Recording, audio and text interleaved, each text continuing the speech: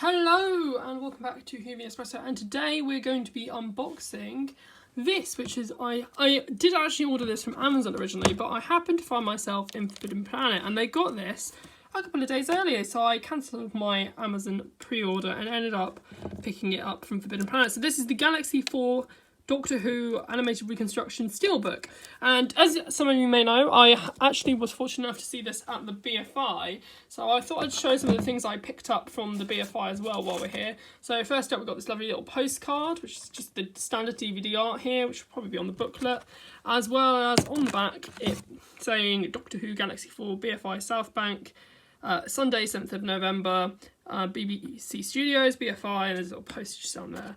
So yeah, that's a nice little freebie that you get when you get to go to the BFI, so I liked getting that. I was also lucky enough to meet Peter Purves, so I got this lovely signed photograph, which I'm yet to find a frame for yet, but I have it. It's a strange shape for an autograph, usually they're 10 by 8, this is A4, and I got To Aiden with Love, Peter Purves in 2021. I actually wore my Blue Peter badge as well, so it was nice that he recognised that I brought that as well. He asked me about how I got it and everything. I actually wrote in about 2014, I'd sent a picture of, because you can get badges if you write in for like a letter or you draw a picture. So I drew a picture to do with the 12th Doctor and the Series 8 it would have been that had just come out, and they'd just done a Blue Peter special, so I wrote in about that. So yeah, that's about my Blue Peter story from 2014, many moons ago. So yeah, I was thankful to get that autograph from Peter Purves, and of course the postcard as well. So let's have a look at the steelbook.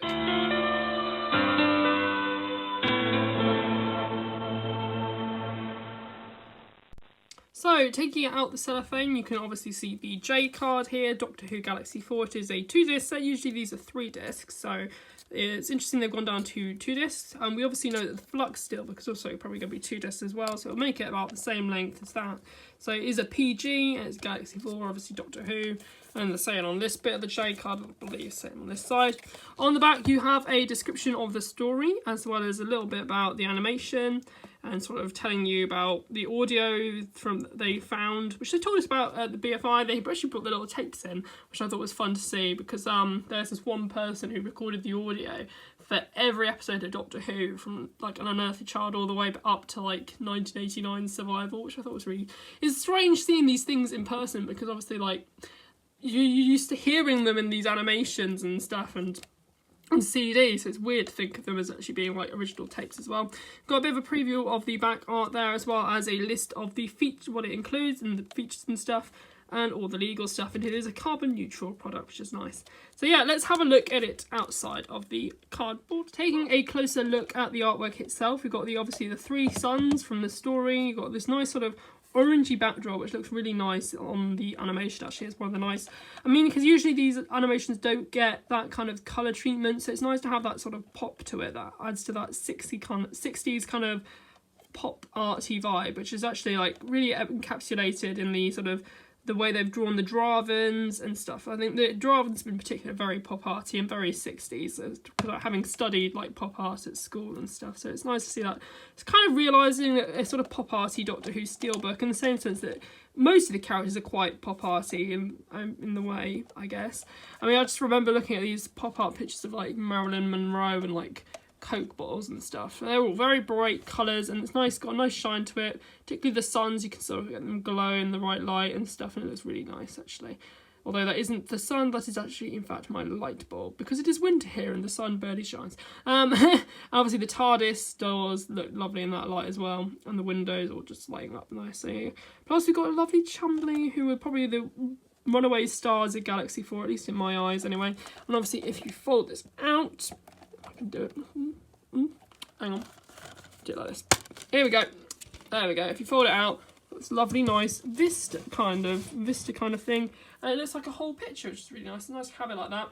And of course, on the spine, you've got Doctor Who Galaxy 4. And I was remarking to my mum earlier that the Galaxy 4 logo remarkably looks very similar to the Guardians of the Galaxy logo, particularly the font and colour as well. It's nice little reference there to remind you of the Guardians of the Galaxy. I'm sure there'll be people who'll buy it for that reason alone.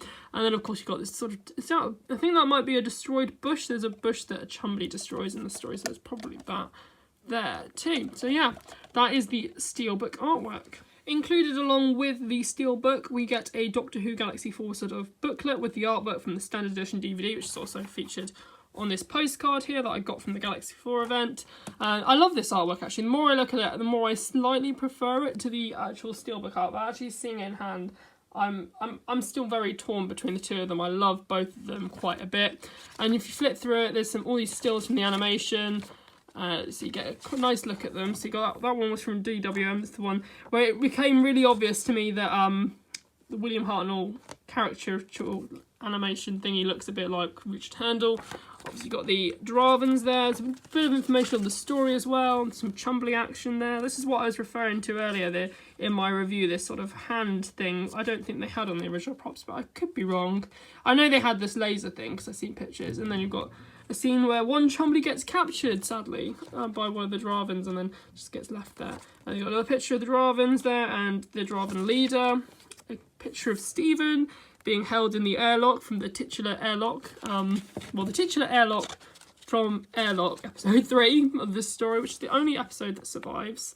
And you've got some more shots there from the animation of the Chumbly and leaving the Tardis behind. That's towards the end of the story.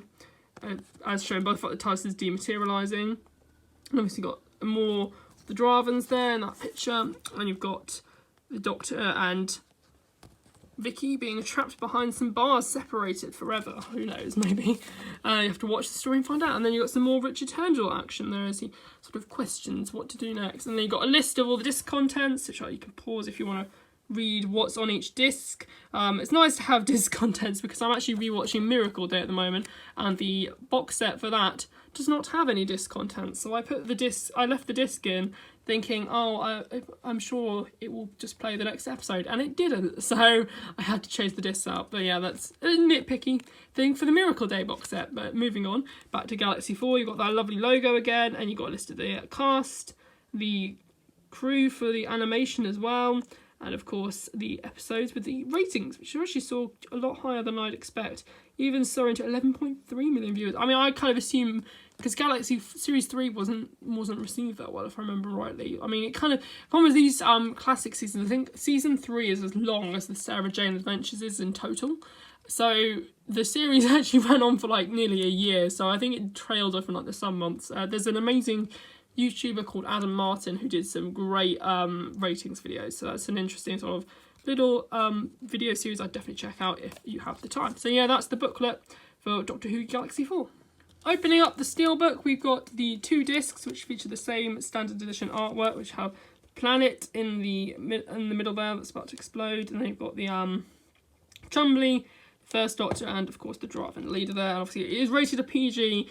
No Chumblies were harmed in the making of this story. And if you take the disc out, you get this lovely shot from the trailer, I think, with the planet there. And this really emphasises the scope that I was saying that it had in my review of the episode. It really looks like very deserted. It kind of adds to that feeling of suspense that everything is just completely empty throughout, and it all feels just so vast. And I don't know, it kind of reminds me of Planet of the Dead in a way, and how that daunting that was, considering how empty it was. So yeah, it gives me that kind of Planet of the Dead if it was orange vibes. And then you've got the TARDIS and the plant that the Chumbly kills in the story. The Galaxy 4 Steelbook does fit in nicely with some of the other ones from the classic range, so you've got very similar TARDIS at the centre on all of them. I would fit the other 3 in, either of the Daleks, which also kind of has a very similar TARDIS vibe.